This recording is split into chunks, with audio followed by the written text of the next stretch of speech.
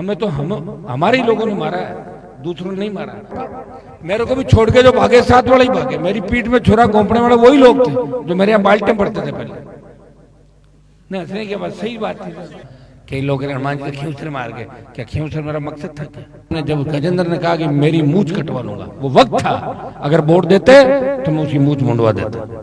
सरकार खुद की बना लो ना, काम होगा क्या? खुद ही करना, खेत में बैठ के आदेश जारी कर देना, हेलो कलेक्टर को हटा दो कलेक्टर, एसपी बदल दो। ये जब ही होगा जब आपकी बिना सरकार, जब मैं सरकार की छाती में मूंग दल रहा हूं, तो सपोज करो कि अगर विधायक मेरे 10-15 होते, आया किसान जवान, जहां भी आवश्यकता पड़ी मैं आगे खड़ा मिला। मैंने रात नहीं देखा, दिन नहीं देखा, पूरी जवानी समर्पित की नए राजस्थान के निर्माण के लिए। आज पीड़ा होती है जब अपराधी खुलेआम बेखौफ धमकियां देते हैं व्यापारियों को, किसानों को, नेताओं को, पत्रकारों को, अधिकारियों को, और सरकार कुछ नहीं बिगाड़ पा रही है। हमें मजबूत कानून व्यवस्था की आवश्यकता है, राजस्थान के मजबूत नेतृत्व की आवश्यकता है। भजनलाल जैसे लोगों के आने के बाद जिस तरह राजस्थान बदनाम हुआ देश के अंदर, कहाँ तो हमारा राजस्थान था, और मजाक उड़ गई राजस्थान की। जो ट्विटर को तो टूटर कहते हैं, हवाई जहाज को कहते हैं कि मेरी रात फ्लाइट में उड़ेगी। फ्लाइट रात में उड़ती, वो तो बोले नहीं। मोदी को श्रद्धांजलि देते हैं, जिंदा मोदी। सत अकाल, बार बार अकाल पड़े, ऐसी बात जो सीएम कहते हैं, तो उस राजस्थान का क्या हो सकता है, इससे आप अंदाज लगा सकते हो। अब मुझे लग रहा है कि भजनलाल जी का समय भी राजस्थान में करीब करीब होने वाला। वो खुद भी समझ गए, जो हवाई यात्राएं करें अब जमीन पे आए। बीजेपी के नेता गली गली घूम रहे हैं, अभी चुनाव को बहुत टाइम है। प्रदेश देख कि बड़बोले बोल मैंने देखे, लेकिन घूमते हुए देखा सड़कों पे, इस तरह घूम रहे हैं। संख्या नहीं हो रही, नरेगा के मजदूर ला रहे हैं रैलियों के अंदर, कि मोदी जी की रैली कराओ, नरेगा के मजदूर लाओ, रैली कराओ। अरे भैया, रैलियां तो मन से होती है, लेकिन आप खाली रैलियों तक सीमित मत रहो। रैलियों के साथ साथ इस बार हमें ये करना है कि हमें बदलना है, याद रखना है। कांग्रेस के लोग सरकार जब वोट मांगना आते जब वादा क्या करते हैं, और बीजेपी के लोग क्या वादा करते हैं। ऐसा ही भर्ती के आंदोलन के अंदर आपने देखा होगा। हाँ, कई लोग मुझे ये भी कह रहे हैं निर्दोष थानेदार जो बेचारे थे उनको हनुमान जी ऐसे करके। मैंने कहा भैया 800 में 600 फर्जी थे, अगर 600 लुटेरे राजस्थान में लग जाते तो राजस्थान को लूट लेते पूरा पूरा। इसलिए मैंने रोका उनको, प्रयास किया, लड़ाई लड़ी, और भी लड़ूंगा। मेरे परिवार में कोई थानेदार या नौकरी का कोई काम नहीं है भी नहीं। बहुत बड़ा परिवार, लंबा राजनीतिक परिवार है। हमें इन चीजों का शौक नहीं रहा, आपकी सेवा का ही शौक रहा। कोई गलती से एक आध कोई लग गया होगा तो साइड में है, मैं ज्यादा ध्यान नहीं देता कौन क्या कर रहा है, और न मैंने ये काम किया। हमें तो आपके घर से अगर किसी किसान का बेटा कोई नौकरी लग जाता है, मैं खुशी मनाता हूँ कि मेरा भाई और मेरे परिवार से कोई लगा। लेकिन उन बच्चों से हम एक ही उम्मीद करते हैं, हमारे किसान के बेटे अफसर बनने के बाद पीछे की हिस्ट्री भूल जाते हैं, वो गांव की गलियां भूल जाते हैं, वो खेत खलियान भूल जाते हैं, और वो हवा में उड़ने लग जाते हैं। इसलिए हमें, हमारे लोग अगर हमारे साथ आ जाए तो दूसरों की आवश्यकता नहीं। मैं आपको राजस्थान में उदाहरण दूं, गुजर मीणा अपने पुराने दिनों को नहीं भूलते, गांव को नहीं भूलते। सबसे ज्यादा अगर भूलते हैं तो हमारे समाज के नेता, अधिकारी और व्यापारी आगे बढ़ने के बाद अपनी कौम को भूल जाते हैं, अपने भाइयों को भूल जाते हैं। ये बहुत दुर्भाग्य है। अगर वो लोग याद रखे तो हमें आगे बढ़ने से कोई रोक नहीं सकता। लेकिन मोर अपने पैरों की तरफ देख के रोता है कि मेरे काश मेरे पैर ऐसे नहीं होते। मोर तो खूबसूरत होता है लेकिन पैर अच्छे नहीं होते, तो कहता नहीं यार, मोर पैर की तरफ देख के कहता है मेरे पैर ऐसे। हमें तो हमारे ही लोगों ने मारा है, दूसरों ने नहीं मारा। ये तो घोर कलयुग आप देखें। अभी पुराने गांवों के अंदर पहले पार्टियां होती थी, लोग एक दूसरे को वोट डालते थे, देखते नहीं थे। और अब पार्टियां गांवों में कहां हो रही? अब तो भाई भाई के खिलाफ केस लड़ रहा है, बुआ भतीजे के खिलाफ केस कर रही है, पारिवारिक झगड़े बढ़ गए। यही बढ़ रहे हैं कि दूसरों को खतरा दाना, साथ बैठे में खतरे, कच्चा को छुरा चल जाए, ठीक है। तो अपने को ध्यान रखना पड़ता है साथ वालों का। मेरे को भी छोड़ के जो भागे साथ वाले ही भागे। मेरी पीठ में छुरा घोंपने वाले वही लोग थे जो मेरे यहाँ बाल्टे पड़ते थे पहले।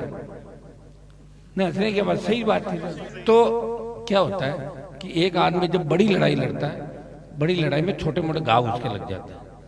मेरा मकसद राजस्थान की सत्ता पे कब्जा करना था। कई लोग हनुमान जी खींचर मार गए, क्या खींचर मेरा मकसद था क्या?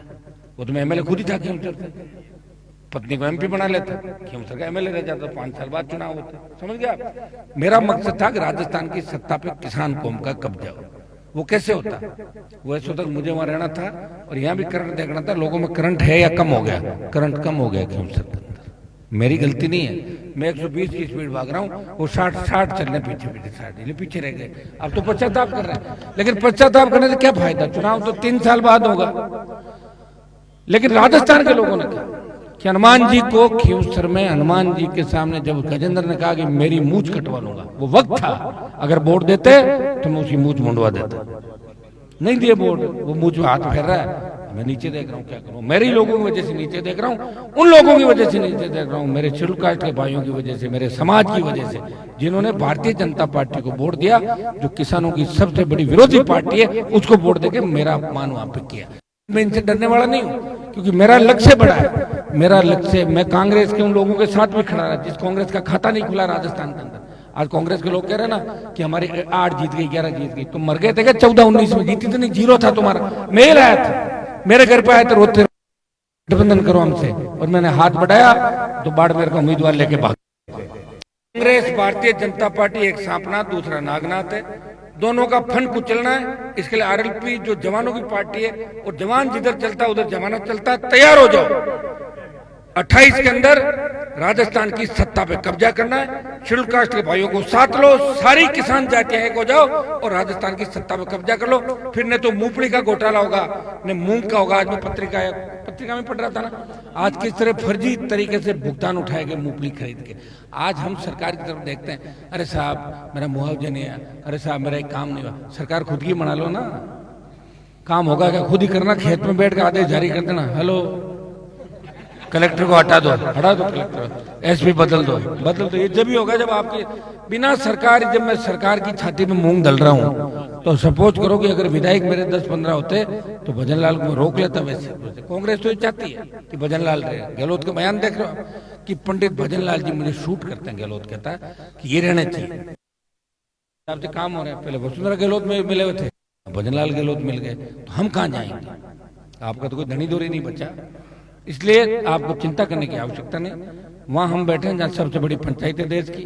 बिहार चुनाव के बाद नए समीकरण बदलेंगे राजस्थान के अंदर, भजन लाल से भी मुक्ति मिलेगी और नए समीकरण भी बनेंगे। लेकिन इस तरह हम कितने दिन काम निकालेंगे, ये बन जाए ये हट जाए, उसे हमें क्या फायदा?